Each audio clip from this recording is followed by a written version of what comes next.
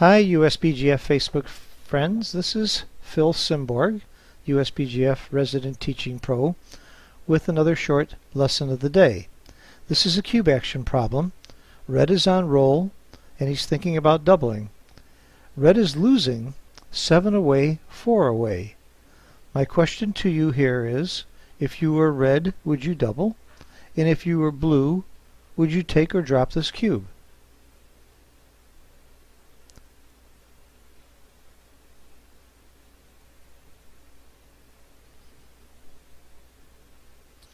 Okay, I was red, and as red I did what I normally do, is I first used Woolsey's law and asked myself, if I were blue, would I take or drop? And my answer was, I'm taking. I know this is a take.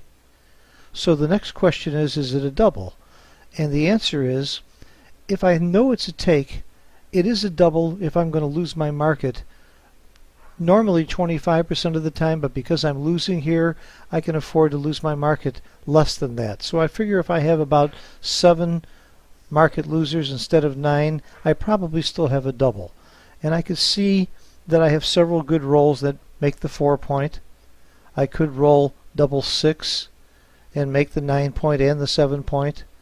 I could roll a couple of numbers that hit twice. I can roll some numbers that make the bar, and if he doesn't make my 4 point, I've got to drop. I could see that this was close, but I honestly came to the conclusion that I wasn't sure it was a double. I thought I maybe have fallen short a little bit. Well, if you read my tip of the day from yesterday, it says that the bot gives you an answer. Extreme Gammon or Snowy or Canoe gives you an answer based on what perfect players do. Assuming that perfect players are making the cube and checker decisions going forward. But we're playing with human beings, and I happen to know that the player I was playing was pretty happy about beating me, and about being ahead 4 away, 7 away, and he was pretty unhappy with this situation. I could see it in his face and in his body movement, and I had a good strong feeling he was going to drop. In fact, if somebody would have been sitting next to me and wanted to bet me $100, I would have bet you he'd drop this cube. So I said to myself, even if I'm wrong to double here, I can't be wrong by that much, and if I get a drop, I've gained a hell of a lot by cubing here.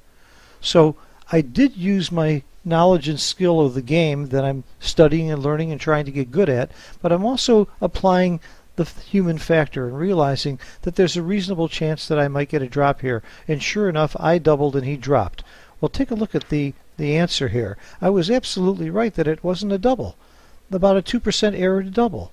It was a monster error for him to drop. I was willing to commit a 2% error in order to get a 41% error out of him. I could certainly see why somebody would drop this cube. This looks a little bit scary for blue. And he's winning the match. Go ahead and give up the 1 point. This looks like he might get gammoned a lot if I point on him now or if I do some real damage on this roll. Extreme Gammon even gives me a good number to work with. It says that if I think I can get a drop about 4.4% of the time, it's well worth doubling even though it's not a double. So Extreme Gammon even recognizes that you should double even if it's not a double, if there is that possibility of getting the drop from the fallible human beings that we're likely to be playing. So adjust your thinking, but you don't know how to adjust until you first learn what's correct. Well, here I honestly wasn't sure. I thought I might be committing an error by doubling, but I thought it was well worth it if I get the drop. By the way, sometimes it doesn't work. Sometimes he takes. Okay, I think I can live with a 2% error. I'm very happy to play on in this position after making a 2% error. I would not have been happy if this had been a 10% error or something much higher, but I had come to the conclusion that this had to be pretty close to a double if it wasn't a double. So this is what I'm talking about. This is a practical example of that tip of the day that says that you should follow what the bots say, but then make adjustments for the fact that you're playing human beings. Thanks for watching. Bye-bye.